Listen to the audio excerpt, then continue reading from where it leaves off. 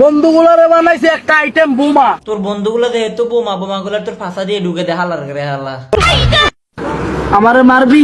শুধু মারমু না, কাছে ফেলে থাবড়াতে থাবড়াতে কান দুটো লাল করে ফেলাম। বাদ দে ভাই।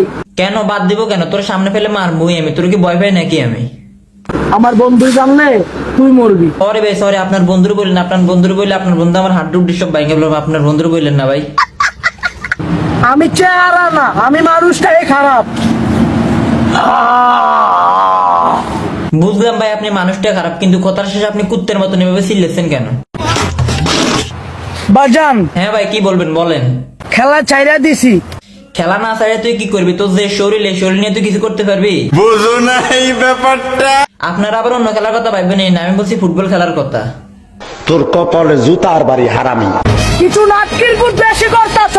নাটকির পুতেরটা আবার কিরকম ভাষা? আপনি কি সম্মান করলেন নাকি আমাকে গালি দিলেন?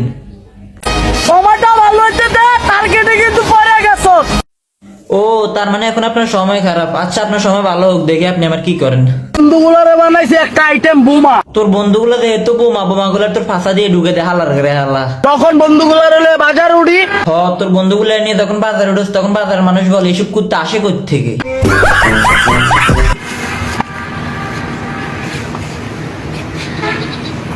তো ভাই বুঝলাম না, আপনি ডায়লগ শেষে এসব এসব কি করতেছেন? আপনি কি ফুসফু হইতে চাইছেন নাকি? সাথে আমার বাল ছেঁড়া গেল।